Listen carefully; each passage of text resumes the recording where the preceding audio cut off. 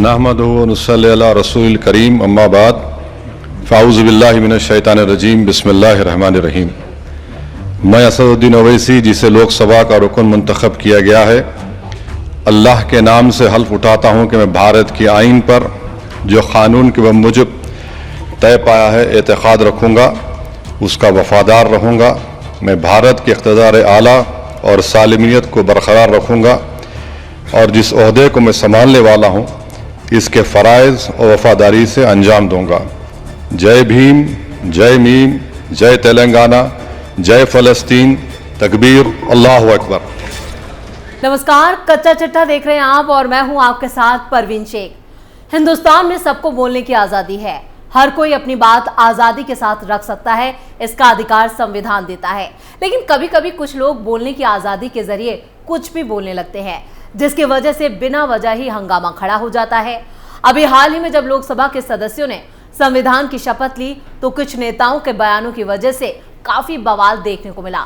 इसमें सबसे पहला नाम है AIMIM चीफ असदुद्दीन ओवैसी का, जिनकी शपथ लेने के दौरान लगाए गए नारों ने हंगामा बरपा दिया है। अब भी ओवैसी के बयान की वजह से कुछ ना कुछ जुड़ी हुई खबरें सामने आ रही हैं। तो क्या है कुछ पूरा मामला, इसी पर पूरा कच्चा चिट्ठा खोलेंगे हम। ओवैसी के खिलाफ नहीं थम रहा विवाद, जंतर मंतर पर ओवैसी के खिलाफ विरोध प्रदर्शन, जय फिलिस्तीन के नारे पर जबरदस्त सियासत, सड़कों पर उतरे हिंदू संगठनों का विरोध। ऑल इंडिया मजलिसे इत्तेहादुल मुस्लिमीन यानी AIMIM और हैदराबाद के सांसद असदुद्दीन ओवैसी संसद में दिए बयान की वजह से विश्व हिंदू परिषद और बजरंग दल के निशाने पर आ गए हैं। संसद में शपथ के दौरान ओवैसी ने जय फिलिस्तीन का नारा दिया था, जिसके विरोध में अब दिल्ली में ओवैसी के खिलाफ विश्व हिंदू परिषद और बजरंग दल के सदस्यों ने विरोध प्रदर्शन किया। इस दौरान दोनों संगठनों के सदस्यों ने जमकर नारेबाजी भी की, जिसका वीडियो सामने आ चुका है। दिल्ली पुलिस ने बिगड़ते हालात को देखते हुए पहले ही बैरिकेडिंग कर दी थी। हालांकि VHP और बजरंग दल के सदस्यों को बैरिकेडिंग के ऊपर चढ़कर नारेबाजी करते हुए देखा गया। उनके हाथों में ओवैसी की आपत्तिजनक तस्वीरें भी थी। विरोध प्रदर्शन में शामिल एक शख्स ने अपने हाथ में एक पोस्टर लिया हुआ था, जिस पर लिखा था, संसद की मर्यादा तोड़े ऐसे सांसद नहीं चाहिए। इसके साथ ही ओवैसी के पोस्टर्स को जलाने की भी खबर सामने आई। ओवैसी का पुतला दहन भी किया गया। दिल्ली के जंतर मंतर पर बजरंग दल सहित कुछ हिंदूवादी संगठनों ने AIMIM के सांसद असदुद्दीन ओवैसी के पुतले को जलाया। लोगों ने जमकर नारेबाजी की। दिल्ली पुलिस को भगवा गमछा लपेटे हुए युवाओं को घटनास्थल से हटाते हुए भी देखा गया। दरअसल 25 जून को लोकसभा में संसद सदस्य के तौर पर शपथ लेने के दौरान असदुद्दीन ओवैसी ने जय फिलिस्तीन का नारा देकर विवाद खड़ा कर दिया। उर्दू में शपथ लेने के बाद उन्होंने आखिर में जय भीम, जय तेलंगाना, जय फिलिस्तीन का नारा दिया। उन्होंने संसद से युद्धग्रस्त फिलिस्तीन के गाजा इलाके के लोगों के साथ एकजुटता दिखाई। जैसे ही उन्होंने जय फिलिस्तीन का नारा दिया, वैसे ही सत्ता पक्ष के सांसदों ने कई मिनट तक हल्ला मचाया। वहीं ओवैसी ने जय फिलिस्तीन नारे के बाद हुए विवाद को लेकर अपना पक्ष रखा और खुद का बचाव किया। ओवैसी ने कहा, उन्हें जो करना है वो करने दीजिए। मैं भी संविधान के बारे में थोड़ा बहुत जानता हूँ। ये खोखली धमकियां मेरे ऊपर काम नहीं करेंगी। हर कोई बहुत सी बातें कर रहा था, मैंने बस कहा जय भीम, जय तेलंगाना, जय फिलिस्तीन। ये कैसे संविधान के खिलाफ है? मुझे कोई प्रावधान ही दिखा दीजिए। इतना ही नहीं, अभी हाल ही में ओवैसी के नारे के बाद भी काफी बवाल हो चुका है और FIR दर्ज हो चुकी है। दरअसल दिल्ली पुलिस ने AIMIM प्रमुख और हैदराबाद के सांसद असदुद्दीन ओवैसी के राष्ट्रीय राजधानी के आवास पर तोड़फोड़ की घटना को लेकर केस दर्ज किया। अपने आवास पर तोड़फोड़ की घटना को लेकर खुद असदुद्दीन ओवैसी की तरफ से शिकायत दर्ज कराई गई थी। AIMIM प्रमुख ने सोशल मीडिया पर इस घटना की आलोचना करते हुए तोड़फोड़ की तस्वीरें साझा की थी। ओवैसी ने आरोपियों को सीधे उनसे टकराने की चुनौती दी। अब पुलिस ने लोगों के एक समूह के खिलाफ केस दर्ज कर लिया है। आपको बता दें कि बीते कुछ दिनों में उपद्रवियों ने 34 अशोक रोड पर मौजूद असदुद्दीन ओवैसी के घर के बाहर नेम प्लेट पर काली स्याही पोत दी थी। यही नहीं, आरोपियों ने इजराइल के समर्थन में पोस्टर भी चिपकाए थे। घटना के बाद AIMIM प्रमुख ओवैसी ने पोस्ट में लिखा कि आज अज्ञात बदमाशों ने मेरे घर पर काली स्याही फेंकी। अब तो मैं गिनती भी भूल गया हूँ कि दिल्ली में मेरे घर को कितनी बार निशाना बनाया गया। जब मैंने दिल्ली पुलिस के अधिकारियों से पूछा कि उनकी नाक के नीचे ये सब कैसे हो गया, तो उन्होंने बेबसी जाहिर की। ओवैसी ने अपनी पोस्ट में केंद्रीय गृह मंत्री अमित शाह को भी टैग किया था। उन्होंने कहा था कि ये सब आपके होते हुए हो रहा है, हमें बताएं कि सांसदों की सुरक्षा की गारंटी होगी या नहीं। मैं घर को निशाना बनाने वाले 2 कोड़ी के गुंडों से कहना चाहता हूं कि ऐसी हरकतों से मुझे डर नहीं लगता। सावरकर जैसी कायरतापूर्ण हरकतें बंद करो, हिम्मत है तो मेरा सामना करो, पत्थरबाजी करके ये स्याही फेंकने के बाद भाग मत जाना। इस बीच ओवैसी के घर पर हमला करने के आरोपियों ने कहा है कि फिलिस्तीन का समर्थन करने वाले ओवैसी के विवादास्पद बयानों से उनकी भावनाएं आहत हुई हैं। न्यूज एजेंसी ANI से बात करते हुए एक मामले में एक आरोपी विजय ने कहा कि जिस तरह से दिल्ली पुलिस ने हमारे खिलाफ कार्रवाई की है, हम आपको बता देना चाहते हैं कि हमने कुछ भी अनुचित नहीं किया। एक सांसद के रूप में ओवैसी ने जय फिलिस्तीन का नारा लगाया, ये उचित नहीं है। ओवैसी जय भारत कहने के बजाय जय फिलिस्तीन का नारा लगा रहे हैं। आरोपी विजय ने यह भी कहा कि मैं बता देना चाहता हूं कि हम भगोड़े नहीं हैं, हम इस देश के नागरिक हैं और हम इससे भागेंगे नहीं। एक अन्य आरोपी ने कहा है कि मैं महज 19 साल का हूं, लेकिन समझें कि अगर कोई छात्र ओवैसी के आवास के बाहर शांतिपूर्ण विरोध प्रदर्शन करने जाता है तो स्पष्ट है कि एक नागरिक के रूप में उसकी भावनाएं आहत हुई हैं। ओवैसी ने जय भारत के बजाय फिलिस्तीन के समर्थन में नारे लगाए, इससे हमारी भावनाएं आहत हुई हैं।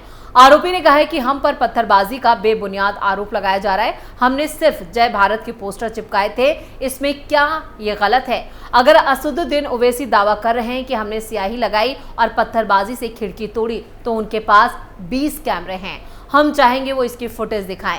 इस बीच दिन में विश्व हिंदू परिषद और बजरंग दल के सदस्यों ने असदुद्दीन ओवैसी के जय फिलिस्तीन के नारे के विरोध में दिल्ली में जोरदार विरोध प्रदर्शन किया। क्या ओवैसी की सदस्यता हो जाएगी रद्द? जय फिलिस्तीन का नारा संसद में लगाए जाने को देश विरोधी कृत्य बताते हुए ओवैसी की सदस्यता रद्द करने की मांग उठी है। कई नेताओं ने ओवैसी की संसद सदस्यता को रद्द करने की मांग करते हुए पोस्ट साझा किए हैं और बयान दिए हैं, लेकिन सवाल उठता है कि क्या ओवैसी की सदस्यता वाकई रद्द हो सकती है? तो उसका क्या नियम है वो भी हम आपको बताते हैं। फिर आपको उन नेताओं के बयानों से भी रूबरू करवाएंगे जिन्होंने ओवैसी की सदस्यता को रद्द करने की मांग की है। विधायी मामलों के जानकार अयोध्या नाथ मिश्र ने मीडिया को बताया कि संसद के सदस्य सदन में नारेबाजी करते रहते हैं, जिसे हंगामे का नाम भी दिया जाता है। दरअसल सांसद निर्धारित कार्रवाई के दौरान अपनी बात रखने के लिए नारेबाजी का सहारा लेते हैं। असदुद्दीन ओवैसी के नारेबाजी के दौरान जो कुछ कहा उसकी शिकायत संविधान के अनुच्छेद 102 के तहत की गई और उनकी सदस्यता रद्द करने की मांग की गई। इन अनुच्छेद के तहत किसी भी सदस्य को अयोग्य ठहराया जा सकता है, लेकिन उसके लिए कुछ बातें साबित भी करनी होंगी।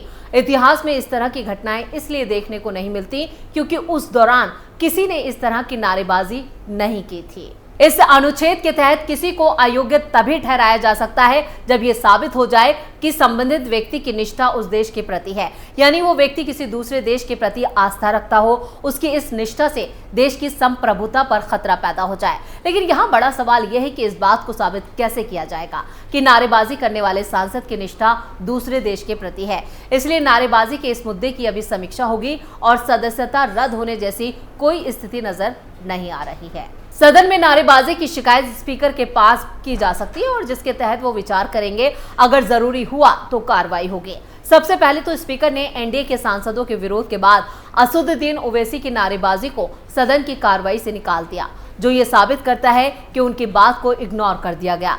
दूसरा ये कि अगर संविधान के अनुच्छेद 102 की बात हो रही है तो फिर सुप्रीम कोर्ट या हाई कोर्ट में मामले की शिकायत की जा सकती है, क्योंकि मामला जब संवैधानिक होगा तो उसे परिभाषित न्यायालय ही करेगा।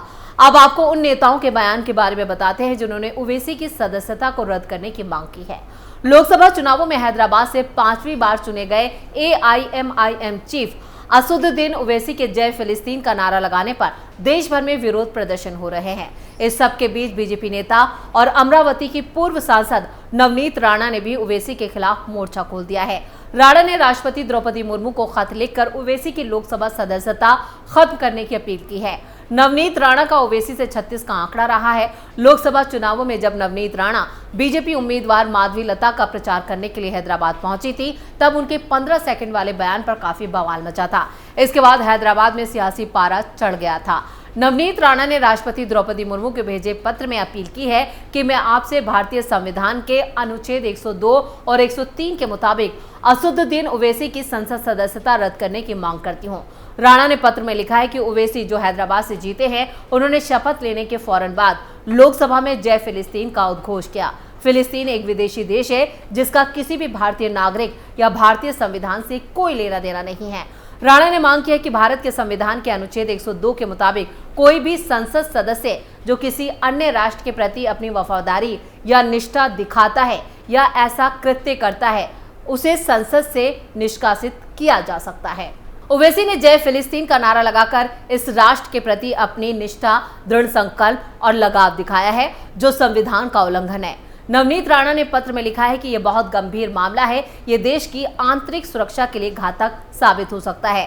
संसद का सदस्य बनना प्रत्येक भारतीय नागरिक का कर्तव्य है कि वो देश की एकता और अखंडता को बनाए रखे। इसके बाद भी असदुद्दीन ओवैसी ने सार्वजनिक रूप से इसका उल्लंघन किया है जो एक प्रकार का देशद्रोह है।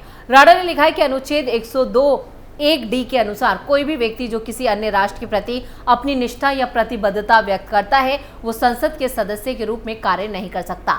नवनीत राणा के अलावा सुप्रीम कोर्ट के वकील विष्णु शंकर जैन ने सदस्यता रद्द करने की मांग की है। विष्णु शंकर जैन ने एक्स पर पोस्ट साझा किया और लिखा, राष्ट्रपति द्रौपदी मुर्मू से इस संबंध में उन्होंने शिकायत की और संविधान के अनुच्छेद 102 और 103 के तहत शिकायत दर्ज की गई है और ओवैसी की सदस्यता रद्द करने की मांग की।